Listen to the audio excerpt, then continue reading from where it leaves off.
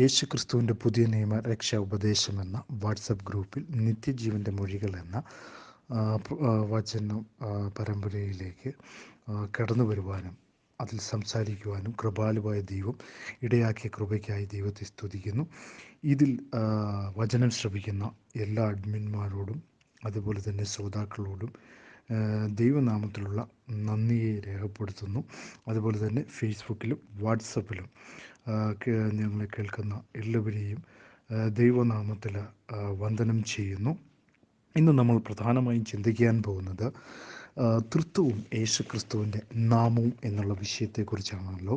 അപ്പം ഇന്ന് നമ്മൾ പ്രധാനമായും തൃത്വത്തെക്കുറിച്ച് നമ്മൾ ബൈബിളിലേക്ക് അല്ലെങ്കിൽ ദൈവവചനത്തിലേക്ക് കടന്നു വരുമ്പോൾ തൃത്വത്തിൽ നമ്മൾ കാണുന്ന ഒരു കാര്യമെന്ന് പറയുന്നത് ബൈബിളിൽ തൃത്വം എന്നുള്ള ഒരു സംഗതി ഉണ്ടോ എന്നാണ് പലപ്പോഴും അതിനെക്കുറിച്ച് നമ്മൾ പ്രധാനമായും ചിന്തിക്കുമ്പോൾ നമ്മൾ കാണുന്നത്. മത്തായിയുടെ സുവിശേഷം 28-ാം അധ്യായം അതിൻ്റെ 19-ാമത്തെ വാക്യം വായിക്കുമ്പോൾ, ആകയാൽ നിങ്ങൾ പുറപ്പെട്ട് പിതാവിൻ്റെയും പുത്രൻ്റെയും പരിശുദ്ധാത്മാവിൻ്റെയും നാമത്തിൽ സ്നാനം കഴിപ്പിച്ചു എന്ന് കാണുവാനായിട്ട് കഴിയുന്നുണ്ട്.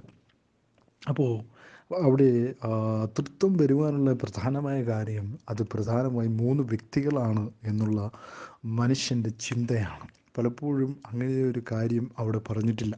പിതാവെന്ന് പറയുന്നത് ഒരു പേരാണ് എന്ന് നമുക്ക് ഒരിക്കലും ചിന്തിക്കുവാനായിട്ട് കഴിയുമോ? അതൊരു ടൈറ്റിലാണ്. പുത്രൻ എന്ന് പറയുമ്പോൾ അതൊരു ടൈറ്റിലാണ്. പരിശുദ്ധാത്മാവെന്ന് പറയുമ്പോൾ ഒരു ടൈറ്റിലാണ്. ഒരിക്കലും അത് പേരിൻ്റെ ഒരു ഘടകമായി നമുക്കൊരിക്കലും കണ്ടെത്തുവാനായിട്ട് കഴിയുകയില്ല. പക്ഷേ തൃത്വം ബൈബിളിലുണ്ടോ? അങ്ങനെ ഒരു സംഗതി ബൈബിളിലുണ്ടോ എന്ന് നമ്മൾ പറഞ്ഞ് പഠിക്കുമ്പോൾ പ്രധാനമായിട്ടും നമ്മൾ ഉൽപ്പത്തി പുസ്തകത്തിലേക്ക് കടന്നു വരുമ്പോൾ അവിടെ എഴുതിയിരിക്കുന്നു. 1-ാം അധ്യായം ഉൽപ്പത്തിയുടെ പുസ്തകം 1-ാം അധ്യായം അതിൻ്റെ 26-ാമത്തെ വാക്യത്തിൽ, നാം നമ്മുടെ സ്വരൂപത്തിൽ നമ്മുടെ സാദൃശ്യപ്രകാരം മനുഷ്യനെ ഉണ്ടാക്കാമെന്ന് ദൈവം പറയുമ്പോൾ, നാം എന്ന് പറയുമ്പോൾ അവിടെ 3 പേരുണ്ട് എന്നുള്ളൊരു ചിന്ത. അതുപോലെ തന്നെ ബാബിലോണിൽ ഭാഷ കലക്കം നടക്കുമ്പോൾ നാം അവിടെ ഭാഷ കലക്കാമെന്ന് പറയുമ്പോൾ അവിടെയും 3 പേരുണ്ട് എന്ന് പറയുമ്പോൾ അവിടെയും തൃത്വമാണെന്ന് വിശ്വസിക്കുന്ന വിശ്വാസികളാണ് നമ്മുടെ ഇടയിൽ പലപ്പോഴും കൂടുതലായിട്ടുള്ളത്. എന്തുകൊണ്ട് അതങ്ങനെ വിശ്വസിക്കുന്നു? കാരണം പ്രധാനമായും AD 300-ലുണ്ടായിരുന്ന പിതാക്കന്മാർ, AD 200-ലൊക്കെ ജീവിച്ചിരുന്ന പിതാക്കന്മാർ ആരാണ്? ഈ തൃത്വം എന്ന സംഗതി അല്ലെങ്കിൽ കോൺസ്റ്റാന്റിനോപ്പിൾ എന്ന ചക്രവർത്തിയുടെ കാലത്ത് ഉണ്ടായ ഒന്നാണ് ഈ തൃത്വം എന്ന് പറയുന്ന സംഗതി എന്ന് പറയുന്നത്. അത് ഒരിക്കലും ബൈബിൾ പരമായി യാതൊരു ബന്ധവും അല്ലെങ്കിൽ ദൈവവചനപരമായി യാതൊരു ബന്ധവുമില്ലാത്ത ഒന്നാണ് എന്നുള്ളതാണ് നമുക്ക് ദൈവവചനത്തിൽ നമുക്ക് കാണാൻ കഴിയുന്നത്. അപ്പോൾ ഇവിടെ ഈ 3 പേര്, അതായത് പിതാവിൻ്റെയും പുത്രൻ്റെയും പരിശുദ്ധാത്മാവിൻ്റെയും നാമം. ഇപ്പോൾ തൃത്വക്കാർ പ്രധാനമായി ഉപയോഗിക്കുന്ന ഒരു കാര്യം അയച്ച ദൈവം, വന്ന ദൈവം, അങ്ങനെ 2 ദൈവങ്ങളുണ്ട് അല്ലെങ്കിൽ 2 പേരുണ്ട്, തൃത്വത്തിന് അങ്ങനെ പറയാം എന്നൊക്കെ പറയുന്ന ആളുകളെ ഞാൻ കണ്ടിട്ടുണ്ട്. അപ്പോൾ അവരൊക്കെയും എന്തടിസ്ഥാനത്തിലാണ്? ദൈവവചനവുമായി യാതൊരു ബന്ധവുമില്ലാത്ത കാര്യങ്ങളാണ് പലപ്പോഴായിട്ടും അവരുപയോഗിച്ച് വരുന്നത്. എന്നെ കേൾക്കുന്ന ശ്രോതാക്കളെ, അവിടെ 3 വ്യക്തികൾ എന്നൊരു കാര്യം ഒരിക്കലും യേശുക്രിസ്തു പോലും പറയുവാൻ ആഗ്രഹിച്ചിട്ടില്ല എന്നുള്ളതാണ് നമുക്ക് കാണുവാനായിട്ട് സാധിക്കുന്നത്. യോഹന്നാന്റെ സുവിശേഷം 14-ാം അധ്യായത്തിലേക്ക് നമ്മൾ കടന്നു വരുമ്പോൾ അവിടെ ഇങ്ങനെ രേഖപ്പെടുത്തിയിരിക്കുന്നു. പീലിപ്പോസ് ചോദിക്കുന്ന ഒരു ചോദ്യമുണ്ട്. യോഹന്നാന്റെ സുവിശേഷം 14-ാം അധ്യായത്തിലേക്ക് നമ്മൾ കടന്നു വരുമ്പോൾ യോഹന്നാന്റെ സുവിശേഷം 14-ാം അധ്യായം 8-ാമത്തെ വാക്യത്തിൽ നമ്മൾ വായിക്കുന്നു. പീലിപ്പോസ് അവനോട്, കർത്താവേ, പിതാവിനെ ഞങ്ങൾക്ക് കാണിച്ചു തരണം, എന്നാൽ ഞങ്ങൾക്കത് മതിയെന്ന് പറഞ്ഞു. അപ്പോൾ യേശുക്രിസ്തു പറയുന്ന മറുപടിയുണ്ട്. എന്താണ് യേശു അവനോട് പറഞ്ഞത്? ഞാൻ ഇത്രയും കാലം നിങ്ങളോട് കൂടെ ഇരുന്നിട്ടും നീ എന്നെ അറിയുന്നില്ലയോ ഫിലിപ്പോസേ? എന്നെ കണ്ടവൻ പിതാവിനെ കണ്ടിരിക്കുന്നു. പിന്നെ പിതാവിനെ ഞങ്ങൾക്ക് കാണിച്ചു തരണമെന്ന് നീ പറയുന്നത് എങ്ങനെയെന്ന് അവിടെ രേഖപ്പെടുത്തിയിരിക്കുന്നത് നമുക്ക് കാണാൻ കഴിയുന്നു. അപ്പോൾ യേശുക്രിസ്തു തന്നെ പറഞ്ഞിനിയുമായിരുന്നു മറ്റൊരു വ്യക്തിയാണ് പിതാവ് എന്നുള്ള കാര്യം അവിടെ വ്യക്തമാക്കിനിയുമായിരുന്നു. ഒരിക്കലും യേശുക്രിസ്തു അങ്ങനെ പറയുവാൻ ഫിലിപ്പോസിനോട് ആഗ്രഹിക്കുന്നില്ല. എന്നെ കേൾക്കുന്ന ശ്രോതാക്കളെ, യേശു ക്രിസ്തു ഒരിക്കലും എന്ത് ചെയ്യുന്നില്ല, അങ്ങനെ പറയുവാൻ ആഗ്രഹിക്കുന്നില്ല പിതാവ് മറ്റൊരു വ്യക്തിയാണെന്ന്. പിതാവ് എന്നിലിരുന്നു കൊണ്ട് തൻ്റെ പ്രവൃത്തി ചെയ്യുന്നു. അത് 10-ാമത്തെ വാക്യത്തിലേക്ക് നമ്മൾ വരുമ്പോൾ യോഹന്നാൻ്റെ സുവിശേഷം 14:10 പറയുന്നു, ഞാൻ പിതാവിലും പിതാവ് എന്നിലുമാകുന്നു എന്ന് നീ വിശ്വസിക്കുന്നില്ലയോ? അപ്പോൾ പിതാവ് എങ്ങനെയാണ് ഞാൻ പിതാവിലും പിതാവ് എന്നിലുമാകുന്നു എന്ന് നീ വിശ്വസിക്കുന്നില്ലയോ? ഞാൻ നിങ്ങളോട് പറയുന്ന വചനം സ്വയമായിട്ടല്ല സംസാരിക്കുന്നു, പിതാവ് എന്നിൽ വസിച്ചുകൊണ്ട് തൻ്റെ പ്രവൃത്തി ചെയ്യുന്നു. ഭൂമിയിൽ അങ്ങനെ ഒരാളിലിരുന്ന് തൻ്റെ പ്രവൃത്തി ചെയ്യാൻ കഴിയുമോ? ഒരിക്കലും കഴിയുകയില്ല. കാരണം യേശു ക്രിസ്തുവിന് കഴിയും എന്നുള്ളതാണ് അതിനകത്ത് നമ്മൾ മനസ്സിലാക്കേണ്ട കാര്യമെന്ന് പറയുന്നത്. ദൈവം ഏകനാണ്. പഴയ നിയമം നമ്മൾ പഠിക്കുമ്പോൾ ദൈവം ഏകനാണ്. മോശ ഉൽപ്പത്തി പുസ്തകം എഴുതിയത് മോശയാണ് എന്നുള്ള കാര്യമാണ് ദൈവവചനം പഠിക്കുമ്പോൾ നമുക്ക് കാണാൻ കഴിയുന്നത്. മോശ അങ്ങനെയായിരുന്നെങ്കിൽ 3 പേരുണ്ടെന്ന് വളരെ വ്യക്തമായിട്ട് എഴുതിയായിരുന്നു. മോശ ഒരിക്കലും അങ്ങനെ എഴുതിയില്ല. മോശ ആദ്യമായി മുൾപ്പടർപ്പിൽ ദൈവം പ്രത്യക്ഷപ്പെടുമ്പോൾ ദൈവം മോശയോട് പറയുന്നൊരു കാര്യമുണ്ട്, ഞാനാകുന്നു എന്നുള്ള ശബ്ദത്തോടെ അവൻ കടന്നു വന്നെങ്കിൽ അവനൊരു കാര്യം പറയുവാനുണ്ട്. എന്താണ് അവന് പറയാനുള്ളത്? ഞാൻ ഏക സത്യദൈവമാണ് എന്നുള്ള കാര്യം മോശ തൻ്റെ ആവർത്തന പുസ്തകം 6-ാം അധ്യായത്തിൽ രേഖപ്പെടുത്തിയിരിക്കുന്നത് നമുക്ക് കാണാൻ കഴിയുന്നുണ്ട്. അപ്പോൾ പഴയ നിയമത്തിലെ ദൈവം ഏകനായിരുന്നു. കാരണം പുതിയ നിയമത്തിൽ വന്നപ്പം അതേ ദൈവം, അതായത് രണ്ടാമതൊരു ദൈവം ഇല്ല എന്ന് കൊരിന്ത്യരിൽ പൗലോസ് അപ്പോസ്തലൻ രേഖപ്പെടുത്തുന്നു. പിതാവായ ഏക സത്യദൈവമേ നമുക്കുള്ളൂ എന്ന് പൗലോസ് അപ്പോസ്തലൻ പറയുന്ന കാഴ്ചയും കൊരിന്ത്യർക്ക് എഴുതിയ ലേഖനത്തിൽ നമുക്ക് കാണുവാൻ കഴിയുന്നുണ്ട്. അപ്പോൾ യാക്കോബിൻ്റെ പുസ്തകം വായിക്കുമ്പോൾ ദൈവം ഏകനെന്ന് നീ വിശ്വസിക്കുന്നുവോ എന്നും അവിടെയും കാണുവാനായിട്ട് കഴിയുന്നുണ്ട് എന്നുള്ളതാണ്. അപ്പം ഇതിൽ നിന്നെല്ലാം നമ്മൾ മനസ്സിലാക്കേണ്ട ഒരു കാര്യമെന്ന് പറയുന്നത്, തൃത്വം എന്നൊരു കാര്യം ബൈബിളിൽ ഇല്ല എന്നുള്ളതാണ്. പിന്നീട് ഈ തൃത്വം എങ്ങനെ വന്നു? കാരണം പിന്നീട് വന്ന പിതാക്കന്മാർ ഇത് കൂട്ടിച്ചേർത്ത ഒന്നാണ്. ദൈവവചനവുമായി യാതൊരു ബന്ധവും ഇതിനില്ല എന്നുള്ളതാണ് നമുക്ക് മനസ്സിലാക്കുവാനായിട്ട് സാധിക്കുന്നു. കാരണം യേശു ക്രിസ്തു പോലും പറഞ്ഞില്ല മറ്റൊരാളാണ് പിതാവ് എന്ന്. ഒരിക്കലും യേശു ക്രിസ്തു അങ്ങനെ പറഞ്ഞിട്ടില്ല. പിതാവ് എന്നിൽ വസിച്ചുകൊണ്ട് തൻ്റെ പ്രവൃത്തി ചെയ്യുന്നു.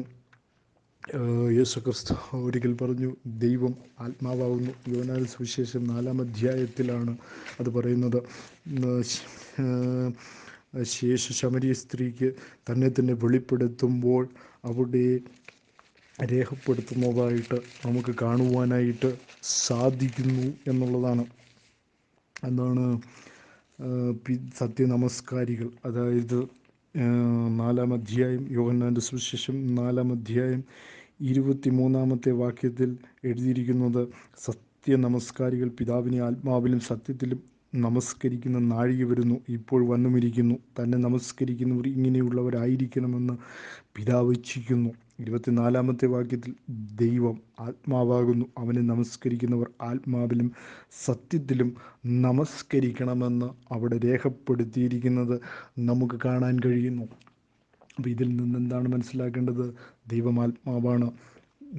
ആ ആത്മാവായ ദൈവം ജഡത്തിൽ വെളിപ്പെട്ടതാണ് യേശു ക്രിസ്തു. അങ്ങനെയാണ് പിതാവ് എന്നിലിരുന്ന് തൻ്റെ പ്രവൃത്തി ചെയ്യുന്നു എന്ന് യേശു ക്രിസ്തു പറഞ്ഞത്. അപ്പോൾ ഇതിൽ നിന്നെല്ലാം നമ്മൾ മനസ്സിലാക്കേണ്ട ഒരു കാര്യം എന്താണ്? ദൈവം ഏകനാണ്. അല്ലാതെ പറയുന്നത് പോലെ, തൃത്വം പറയുന്നത് പോലെ 3 വ്യക്തിത്വങ്ങൾ ചേർന്നതാണ് ദൈവമെന്ന് ഒരിടത്തും പറഞ്ഞിട്ടില്ല. സങ്കീർത്തനങ്ങളുടെ പുസ്തകങ്ങൾ പഠിക്കുമ്പോൾ അവിടെ ഏർപ്പെടുത്തിയിരിക്കുന്നു ഏകനായി നിന്ന് മഹാ അത്ഭുതങ്ങളെ പ്രവർത്തിക്കുന്ന ദൈവത്തെക്കുറിച്ച്. അപ്പോൾ ഏകനായി നിന്ന് അത്ഭുതങ്ങളെ പ്രവർത്തിക്കുന്നവന് മറ്റൊരാളുടെ ആവശ്യമുണ്ടോ?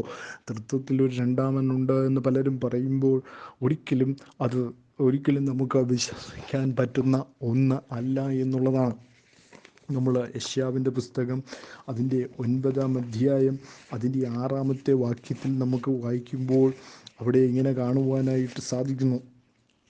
യെശയ്യാവിൻ്റെ പുസ്തകം 9-ാം അധ്യായം അതിൻ്റെ 6-ാമത്തെ വാക്യത്തിൽ ഇങ്ങനെ രേഖപ്പെടുത്തിയിരിക്കുന്നു, നമുക്ക് ഒരു ശിശു ജനിച്ചിരിക്കുന്നു, നമുക്ക് ഒരു മകൻ നൽകപ്പെട്ടിരിക്കുന്നു, ആധിപത്യം അവൻ്റെ തോളിലിരിക്കും, അവൻ അത്ഭുതമന്ത്രി, വീരനാം ദൈവം, നിത്യപിതാവ്, സമാധാന പ്രഭു എന്ന പേര് വിളിക്കപ്പെടും.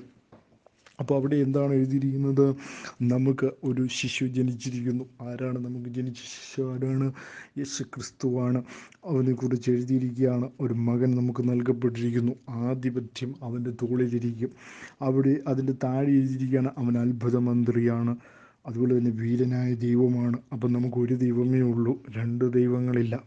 അപ്പോൾ തൃത്വം പറയുന്നത് പോലെ അയച്ച ദൈവമുണ്ട്, വന്ന ദൈവമുണ്ട് എന്നൊക്കെ പറയുന്ന പല ദൈവദാസന്മാരെയും ഞാൻ കണ്ടിട്ടുണ്ട്. അവർക്ക് ദൈവദാസന്മാരാണോ, അവർക്ക് ഏത് വെളിപ്പാടാണ് ലഭിച്ചതെന്ന് നമുക്കിപ്പോഴും സംശയമുളവാക്കുന്ന ഒരു കാര്യം തന്നെയാണ്.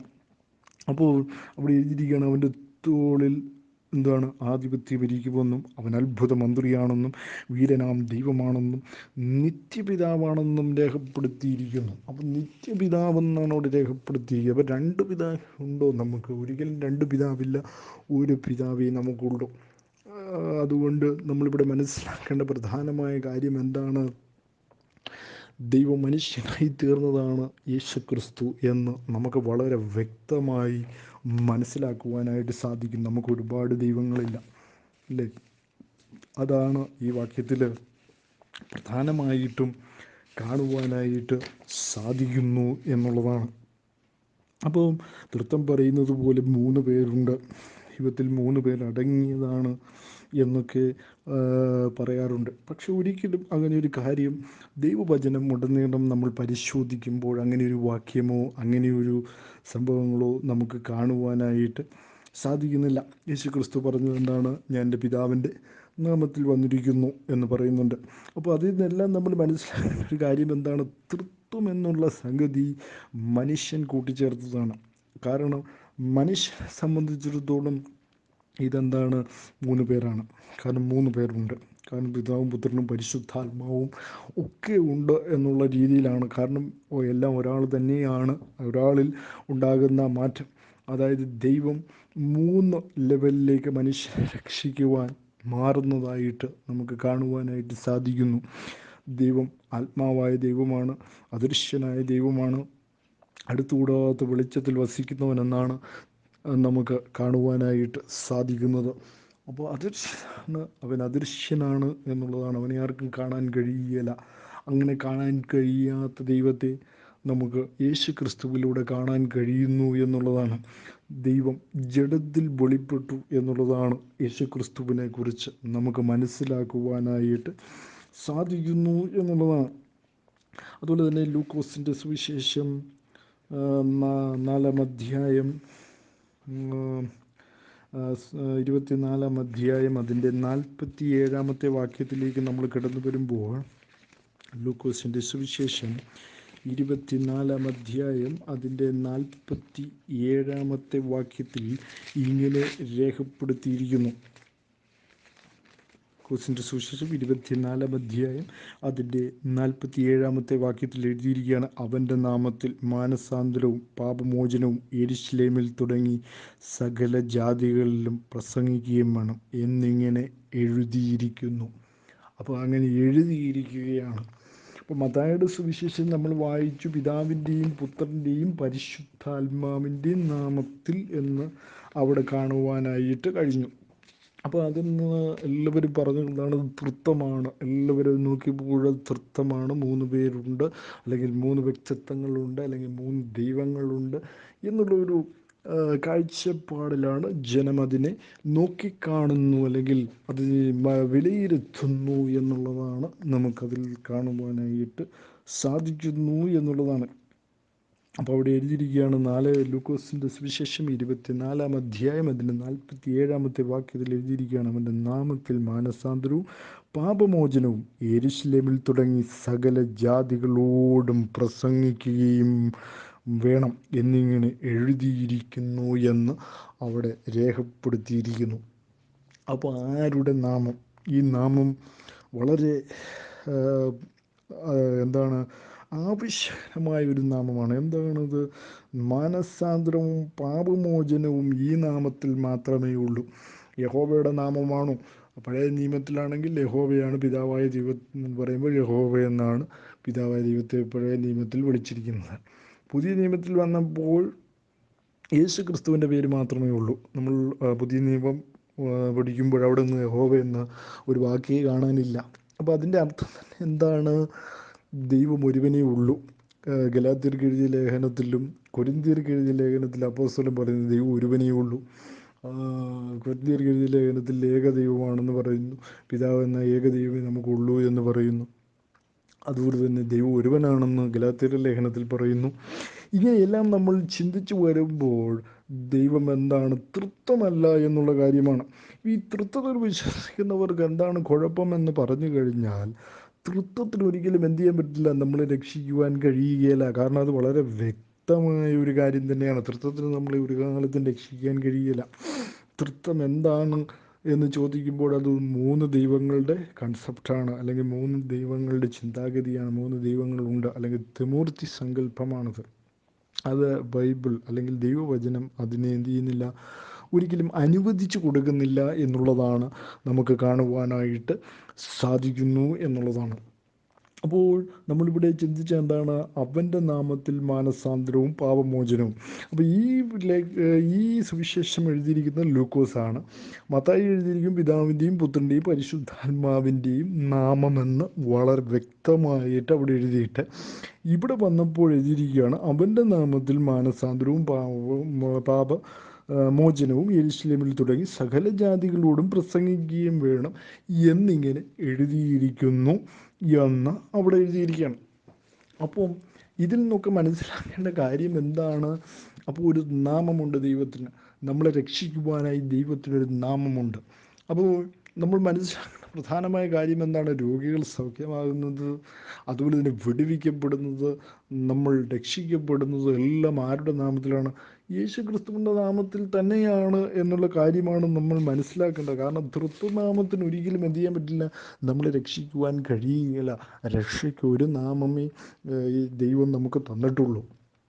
അത് യേശു ക്രിസ്തുവിൻ്റെ നാമമാണ്. യഹോവയുടെ നാമം വൃഥാ എടുക്കരുത് എന്ന് പഴയ നിയമത്തിൽ വളരെ വ്യക്തമായിട്ട് രേഖപ്പെടുത്തുമ്പോൾ ഇവിടെ മനസ്സിലാക്കേണ്ട ഒരു കാര്യം എന്താണ്? യേശു ക്രിസ്തുവിൻ്റെ നാമത്തിന് അപ്പോസ്തലന്മാർ വളരെയധികം പ്രാധാന്യം നൽകിയിരുന്നു. അതുകൊണ്ട് അവരുടെ പുസ്തകങ്ങളിൽ അവർ രേഖപ്പെടുത്തിയിരുന്നു യേശു ക്രിസ്തുവിൻ്റെ നാമം. പിതാവിൻ്റെയും പുത്രൻ്റെയും പരിശുദ്ധാത്മാവിൻ്റെയും നാമങ്ങളെന്ന് പറഞ്ഞില്ല. അതും അവിടെ ശ്രദ്ധിക്കേണ്ട ഒരു കാര്യം തന്നെയാണ്. പിതാവിൻ്റെയും പുത്രൻ്റെയും പരിശുദ്ധാത്മാവിൻ്റെ നാമങ്ങളെന്ന് പറഞ്ഞിരുന്നുവെങ്കിൽ അവിടെ 3 വ്യക്തികൾ ഉണ്ടായിരുന്നു എന്ന് നമുക്ക് ചിന്തിക്കുവാനായിട്ട് കഴിയും. പക്ഷേ ഇവിടെ അങ്ങനെ പറഞ്ഞിട്ടില്ലാത്തിടത്തോളം കാലം പിതാവും പുത്രനും പരിശുദ്ധാത്മാവും എന്താണ്? ഒരു ഏക സത്യദൈവത്തെ കുറിക്കുന്നതാണ് എന്നുള്ള കാര്യവും നമ്മൾ മറന്നു പോകരുത്. അപ്പോൾ പിതാവിൻ്റെയും പുത്രൻ്റെയും പരിശുദ്ധാത്മാവിനൊരു നാമമുണ്ട്. അത് അപ്പോസ്തലന്മാർക്ക് അറിയാമായിരുന്നു. പലപ്പോഴും നമ്മൾ വായിച്ചു വരുമ്പോൾ അതാണ് ലൂക്കോസ് എഴുതിയിരിക്കുന്നത്. എന്താണ് ലൂക്കോസ് എഴുതിയിരിക്കുന്നത്? 24:47 അവൻ്റെ നാമത്തിൽ മാനസാന്തരവും പാപമോചനവും യെരുശലേമിൽ തുടങ്ങി സകല ജാതികളോടും പ്രസംഗിക്കുകയും വേണം. അപ്പോൾ ആ നാമത്തിലാണ് സകല ജാതികളോടും പ്രസംഗിക്കപ്പെടേണ്ടത്. അപ്പോൾ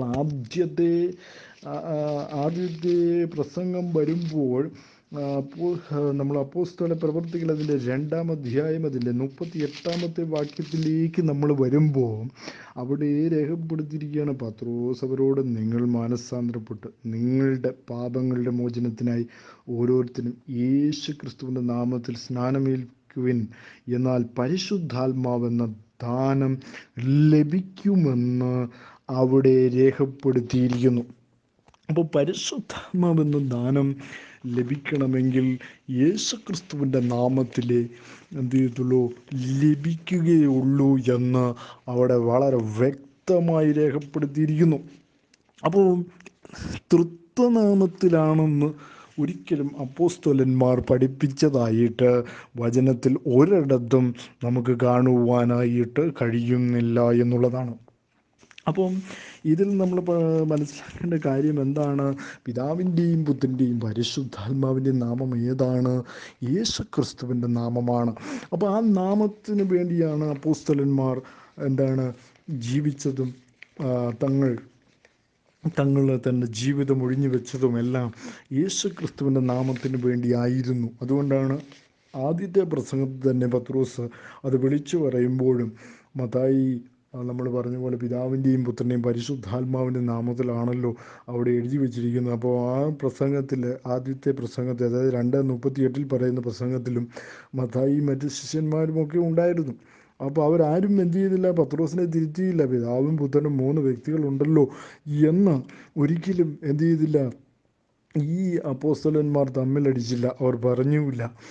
അവർ പറഞ്ഞു ഏക സത്യദൈവമേ ഉള്ളൂ. യോഹന്നാനും അത് തന്നെയാണ് പറയുന്നത്, ഏക സത്യദൈവം യേശു ക്രിസ്തു എന്ന് വളരെ വ്യക്തമായി യോഹന്നാൻ വിളിച്ചു പറയുന്നു. അതായത് യോഹന്നാൻ തൻ്റെ ലേഖനത്തിലും അത് രേഖപ്പെടുത്തിയിട്ടുണ്ട്. അപ്പോൾ ഇതിൽ നിന്നെല്ലാം നമ്മൾ മനസ്സിലാക്കേണ്ട കാര്യം എന്താണ്? ദൈവം ഒരിക്കലും ഒരു തൃത്വമല്ല. ഒരു തൃത്വമായിരുന്നു എങ്കിൽ അത് അപ്പോസ്തലന്മാർ വെളിപ്പെടുത്തിയതിനുമായിരുന്നു, രേഖപ്പെടുത്തിയതിനുമായിരുന്നു. ഒരിക്കലും അങ്ങനെ ഒരു കാര്യം അവർ രേഖപ്പെടുത്തുവാൻ ആഗ്രഹിച്ചിരുന്നില്ല എന്നുള്ളതാണ് നമുക്ക് മനസ്സിലാക്കുവാനായിട്ട് സാധിക്കുന്നത്. അതായത് തൃത്വനാമത്തിൽ നമുക്ക് ഒരിക്കലും ഒരു രക്ഷയില്ല. അപ്പോൾ തൃത്വനാമത്തിൽ നമുക്ക് രക്ഷയില്ല എന്ന് നമുക്ക് ഉറപ്പിക്കുവാനായിട്ട് ഒരു വാക്യം കൂടി നമ്മൾ വായിക്കുകയാണ്. അതായത് അപ്പോസ്തല പ്രവൃത്തികൾ അതിൻ്റെ 4-ാം അധ്യായം അതിൻ്റെ 12-ാമത്തെ വാക്യം വായിക്കുമ്പോൾ അവിടെ എഴുതിയിരിക്കുകയാണ്, മറ്റൊരുത്തനും രക്ഷയില്ല, നാം രക്ഷിക്കപ്പെടുവാൻ ആകാശത്തിൻ്റെ കീഴിൽ മനുഷ്യരുടെ നൽകപ്പെട്ടിരിക്കുന്ന വേറൊരു നാമവുമില്ല. അപ്പോൾ ദൈവത്തിൻ്റെതായ ഒരു നാമം നമുക്ക് തന്നിട്ടുണ്ട്. ആ നാമം ഏതാണെന്ന് നമ്മൾ കണ്ടെത്തുമ്പോൾ ആ നാമം യേശു ക്രിസ്തുവിൻ്റെ നാമമാണ് എന്ന് നമുക്ക് ഇതിലൂടെയൊക്കെ മനസ്സിലാക്കുവാനായിട്ട് സാധിക്കുന്നു. പത്രോസ് പറഞ്ഞതും ഇത് തന്നെയാണ്. പരിശുദ്ധാത്മാവെന്ന ദാനം നമുക്ക് ലഭിക്കണമെങ്കിൽ ഈ യേശു ക്രിസ്തുവിൻ്റെ നാമത്തിൽ മാത്രമേ ലഭിക്കുകയുള്ളൂ. വേറെ ഒരു നാമത്തിലും രക്ഷയില്ല എന്ന് അവർ പഠിപ്പിക്കുന്നു. അപ്പം അതുകൊണ്ട് തന്നെയും നമ്മൾ ഓരോരുത്തരും എന്ത് ചെയ്യണം? യേശു ക്രിസ്തുവിൻ്റെ നാമം, അതായത് തൃസ്നേഹികളുടെ കൂടെ പോകുന്നവർ വളരെ സൂക്ഷിക്കുക. ഈ കാലങ്ങളിൽ കർത്താവിൻ്റെ വരവ് വളരെ ആസന്നമായിരിക്കുന്ന ഈ നാളുകളിൽ നമ്മൾ എന്ത് ചെയ്യണം? യേശു ക്രിസ്തുവിൻ്റെ നാമത്തിനായിട്ട് നിലനിൽക്കണം.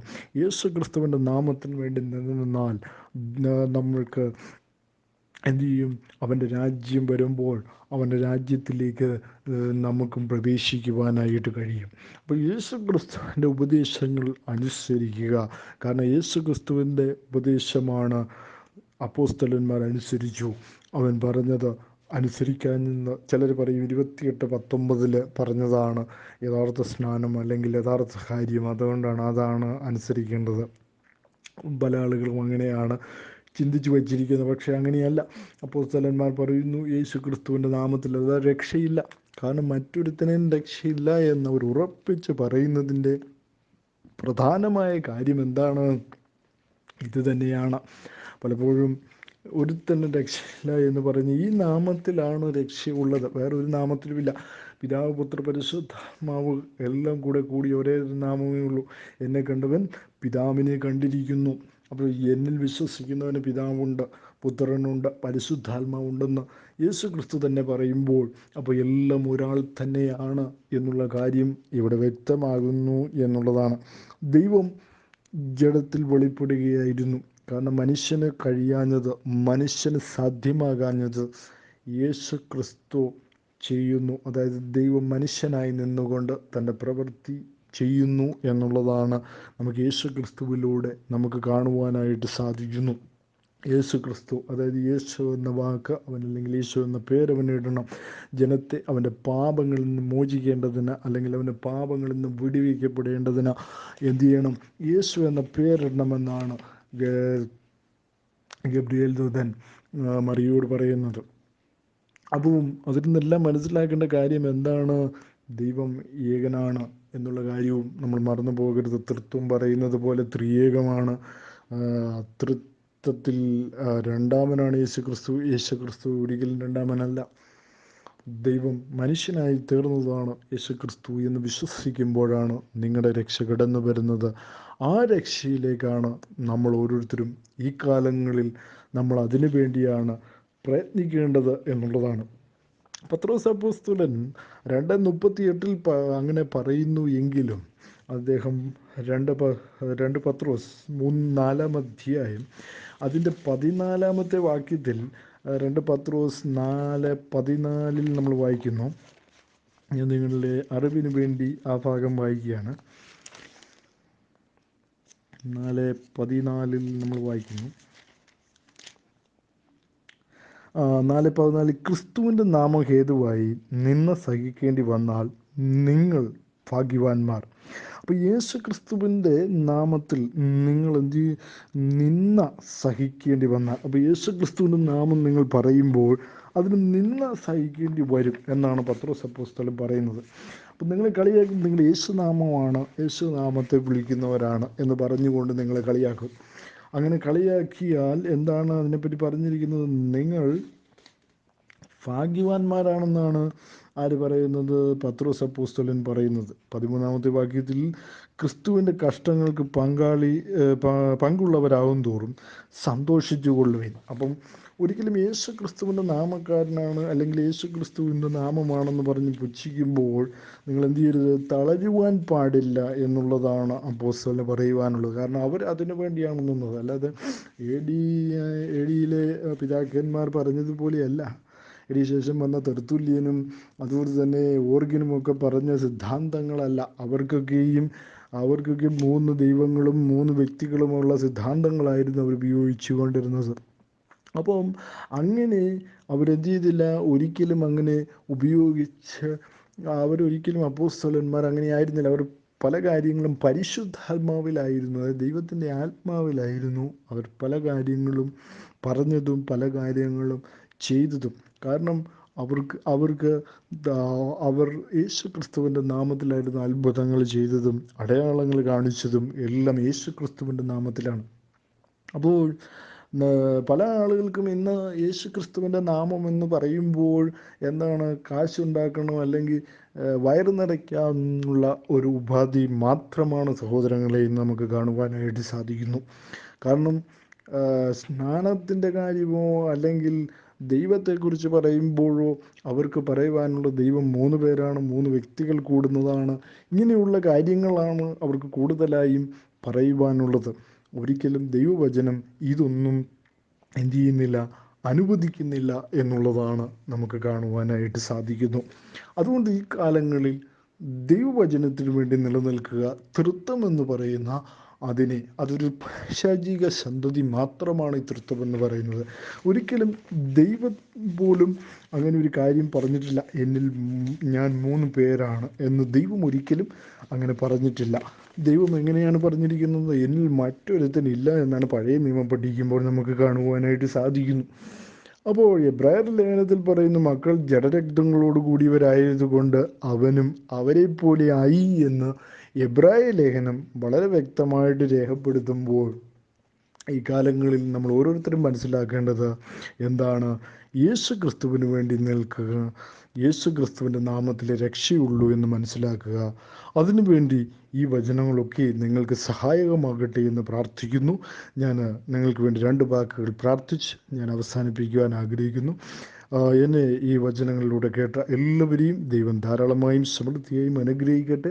രോഗികളായിട്ട് ഭാരപ്പെടുന്ന എല്ലാവർക്കും പൂർണ്ണമായ സൗഖ്യം വിടുതലും കർത്താവ് നൽകട്ടെ എന്ന് പ്രാർത്ഥിക്കുന്നു. ഏറെ നന്മകളാലും ഏറെ ദാനങ്ങളാലും ഓരോരുത്തരെ അനുഗ്രഹിക്കണം. ഹല്ലേലൂയ, സ്തോത്രം.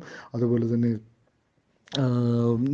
ജീവിക്കുവാനായി നിവൃത്തിയില്ലാത്ത ഓരോരുത്തരെയും കർത്താവിൻ്റെ കരങ്ങളിൽ ഏൽപ്പിച്ച് പ്രാർത്ഥിക്കുന്നു. ഈ ദിവസങ്ങളിൽ അവർക്കൊക്കെ വഴിയും വാതിലുകളും കർത്താവ് തുറന്നു കൊടുക്കണമേ എന്ന് പ്രാർത്ഥിക്കുന്നു. പ്രാർത്ഥന സ്വർഗം ശ്രദ്ധ വെച്ച് കേട്ടിരിക്കുന്ന സ്തോത്രം, മാനവും മഹത്വം ഒപ്പിച്ചെടുക്കണം. എല്ലാം യേശു ക്രിസ്തുവിൻ്റെ ധന്യമുള്ള തിരുനാമത്തിൽ തന്നെ. ആമേൻ, ആമേൻ, സ്തോത്രം.